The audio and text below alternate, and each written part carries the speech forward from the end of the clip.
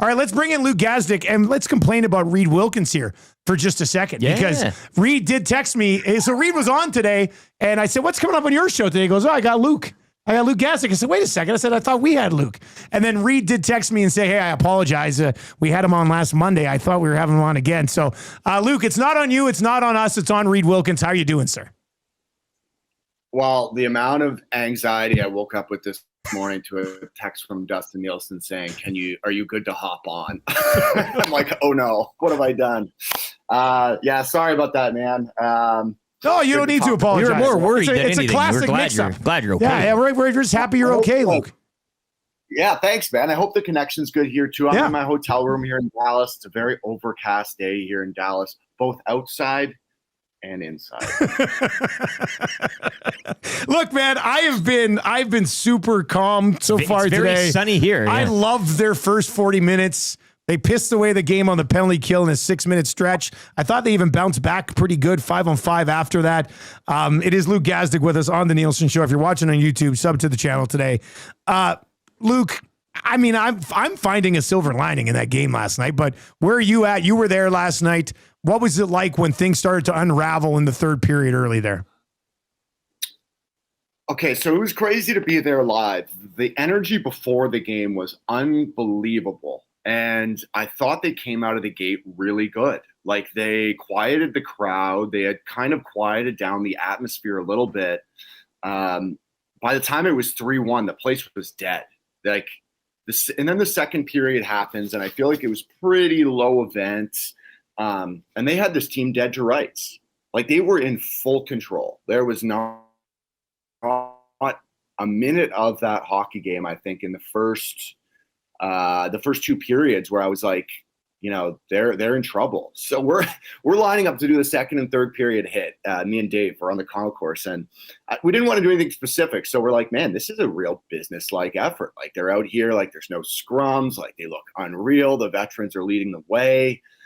And then, of course, they come out in the third period and get into penalty trouble, and it was just a completely different story. And once that building took off, like, that Stars team just fed on it. And, man, there's a couple teams in the league that do a great job at this. When they smell blood in the water, it's go, go, go. Like, they did not let up. There was no relenting there. And I think, the worst part of it is that you get a guy like Matt Duchene who hadn't scored all playoffs. Tyler Seguin, no goals in the Winnipeg series. He gets on the board as well twice. So it's not just the loss. I think it's, some of the personnel on the other side too that is probably feeling pretty good today. What happened on the penalty kill? Because and we've got a lot of people kind of trying to hang it on Skinner. I'm not sure. The fourth goal I thought was a weird one that he definitely could have played better. But when you see, before we even get to the penalty kill, if you're going to take undisciplined penalties against Dallas, it's not going to be a recipe for success. And that's what happened last night, is it not? I mean, stay out of the box. Hey, people ask me questions. They're like, what do I do in the penalty kill? I'm like, how about don't take penalties to start? Like, then you don't have to kill anything. The biggest thing I saw, so we actually did a thing after the first period because I thought their penalty kill on Dallas's first power play opportunity was massive. And they wouldn't even let them in zone. So they stacked 3 across, and they were really aggressive at the line. They want to funnel you into that half wall, and then it was pressing down ice. They stopped that. Like, they were way more passive on the entries, and it was so easy for Dallas. Dallas is one of the – I talked to Stan Steele about this in the dressing room yesterday. Dallas is one of the best teams, he said, with adjustments on the fly. Like, their special teams at both sides are so good in game at seeing like what the opposition is giving you and then creating something from that. So they just started doing a different power play breakout and then an entry into zone. And it was so easy. And then if you go in zone, I don't fault the only one that I'll probably hang on Stu. Listen, straight shots are what they are. If you want him to stop that Granlund shot, that's fine. I'm okay with that opinion. That is a sick release. He scored on that same shot in Winnipeg on a 2-on-1 in game 4 or 5. 5, at home. The only one was the one where he was really lazy to get across. It was the fourth one, the Duchene goal, right? The Duchene goal, yeah. Duchene goal. Like, he misses it on his left, and then he's late to push to his right. and then they can't find it. It was just a cluster in front there. I really didn't like that goal. The Heiskanen one from the point, that's a screen. Like nobody is. I don't know if anyone's stopping that. But man, you can't take three like that. Like Pears wasn't great.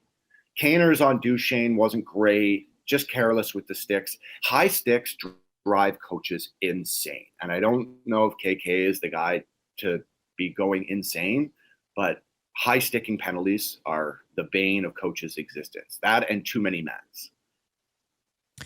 Well, and again, as we said, we're taking a positive approach. We kind of rinsed the third period, kind of pretending it's not happening this morning. But the first 40, as you talked about, I mean, they were up in most metrics. You were there. You felt the pulse of the building. What did they do good in those first two periods there, Luke? In terms of the Oilers, we talked about the finish line of Dallas, obviously a big weapon that they possess heading into the series. Thought they neutralized them quite good. It seemed like they had control, but what were they doing good? And we also talked, heading into game two, it's a 6-3 loss, but I think Peter DeBoer probably has more questions to answer right now than Chris Knobloch. They both have questions to answer. I thought they just pushed the pace. It looked like the ice was tilted. They were winning races to every puck in the offensive zone. They were winning races to second chance opportunities, rebounds in the offensive zone. They had a couple shifts, Leon's line particularly, that got an unreal amount of ozone time just from buzzing around and being first on pucks. They were more physical. They were winning faceoffs. And most importantly, I think one thing Amber was all over me about was Jay Cottinger. He was saying, do you think they're going to go after him like they did Aiden Hill, like early in the series to try to like knock him off just because of how successful I think they were with the job they did on Hill? And they left him alone. And no scrums after the whistle. Like they stayed out of the muck. It was very like business-like approach. They were like, hey, we're here to win this game one. And that's it. And it just, the whole thing flipped on its head going into the third period. I think silver lining for me is that a lot of that is special teams. And listen, short term here, they gotta fix this penalty kill. Like they gotta get this thing going. That would be priority number one for me today. No one's skating over here today. I think I'm okay to tell you guys that. There's no skates here today. Optional up in Frisco for the Stars, but no skate for the Oil. So hopefully those guys are nailing down on some video today, and that should be priority number one. Guys, because of the way that it went in the first 40, and we had people saying, Dusty, would you take out Frederick for Arvidsson, or would you do anything? And I first of all, Knobloch has made some great decisions with his lineup. So whatever he does, I think I kind of have to support at this point. But I think I just sort of run it back. I liked it. I liked the way they were set. I liked Freddie's game. You know what? And who even said it? So one of the Dallas staff who I was talking to after the game said, man, I didn't realize how big that Frederick is, like down at ice level. Like he's a big body.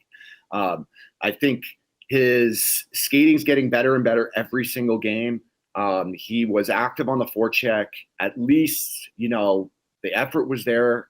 He's a guy I really want to see him succeed. Like he's got one goal in this playoffs, and I just feel like he can be a huge part of the solution and the forward core here. He wouldn't be coming out for me, put it that way. Yeah, I do think they should find a way to go. I do think they should find a way. I don't know how it's going to happen, but I think Arvidsson's a clutch piece. You like to get him back in? I think he could be a factor at some point in this series. Would you play McDavid and Draisaitl together a little bit more? Maybe not full, like all the time, but you try to get them out there a bit more together? Well, they were successful on it in how KK usually does it in the first period, right? Right after the penalty, they put them together. It's actually not a bad call. It's obviously worked going apart, but I think I lean on what you say, man. I found myself multiple times throughout the year thinking that I do stuff like that, and KK is either patient with it or he has kind of a different idea in mind. And his bench and game management and his sense of the lineup and the guys that are going and the guys aren't, I've kind of learned to trust that he's got a really good sense of what's going on. So I'm kind of leaving it in his hands. because I think he's got a good grip on what's going on there. Gaz, as always, man, we really appreciate it. Even more so today. Thanks a lot for hopping on. Yeah, you guys rock. I'll be back up again with Reed in the afternoon. The double duty on EST today. Let's go. Gotta love it, man. Gotta love it. There you go. That's Luke Gazdic, everybody. Brought to you by Pro On Sports.